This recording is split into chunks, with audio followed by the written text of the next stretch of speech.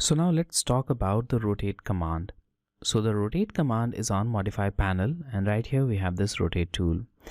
So select this, and now we need to select the object which we want to rotate. In this case, I'll start with the line on our left. So I'm going to click on this line and I'll press enter. Now AutoCAD will prompt you to specify base point. So the base point is a fixed point, and you can also call it a pivot point about which the object will rotate. In this case, I'll select this point here as the base point, and now look at this. So now the line is rotating with respect to that selected base point, and you only need to specify the angle now. So I'll type 30 as the angle and press enter, and there we have it. So the line is now rotated to an angle of 30 degrees. In this case, you don't need to add angle sign or any other thing. Simply type the value of angle and press enter, and you'll get the line inclined to an angle of 30 degrees. So this angle measurement will always happen from the original line. So in my case, the line was originally at 0 degrees angle, or it was perfectly horizontal, and that's why the rotation started from that 0 degree or horizontal line. Now let's talk about this situation. Here we have a perfectly horizontal line and another one which is inclined to any random angle which we don't know about. So in this case, let's first check the angle between these two. So I'm going to use one of the options here, dimension, but you can ignore this part safely because I have explained everything about dimensions later on in this course. For now, I'll simply add these two, and here we have the angle, and now we know that the angle is 16 degrees. So I'm going to just erase it, and now I'll once again go to rotate.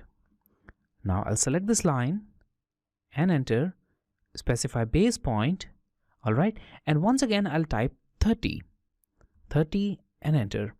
So now simply by visual comparison, you can clearly say that this angle and this angle is not same, they are different.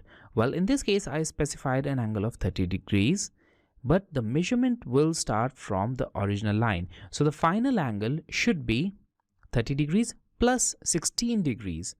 So I'm going to check the angle again. So dimensions, this line, and that's 46. So in this case, the measurement started from the original line. So that's the whole thing about rotate command. Rotate command will always rotate your drawing with respect to its original position. In this case, this was at 16, so it made a final angle of 30 degrees with respect to this line. So if you measure it with respect to this, then you'll get 30 degrees. So I'm going to do that next. I'll go to rotate again, and I'll once again select this line and enter, and this time I'll select base point and I'll click on this option, copy. Now this will allow you to keep one of the copies here, and now you have the rotated line. I'm going to type 30 and enter. So now we have this line rotated here. Let's check the angle between these two. So this should be 30. So I'm going to go to dimension. I'll click here, and look at this, it's 30. So always AutoCAD will start measurement from your original configuration. Now there is a problem again. How can we rotate lines like these to any known angle? For example, what if we want to make this line perfectly vertical with respect to this horizontal line? So in that case, you can use a reference option again. So I'm going to go to rotate. I'll select this line and enter. I'll select the base point, and now we have an option here called reference.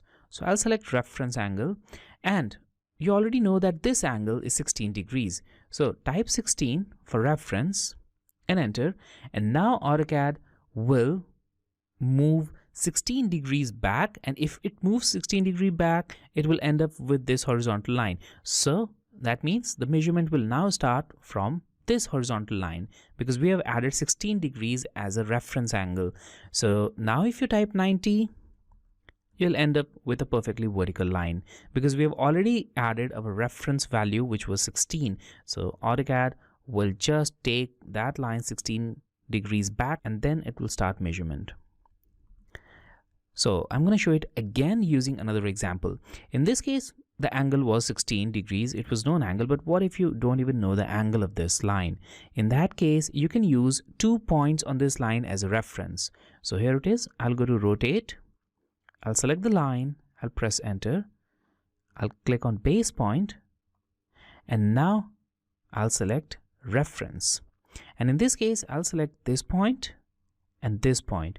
And now the reference angle is already selected. All you need to do is simply add the final value, in this case 90, enter, and once again it's vertical. So if you know the reference angle, you can type that value after reference option. If you don't even know the value, that's also fine. You can select any 2 points on the line to specify the reference angle.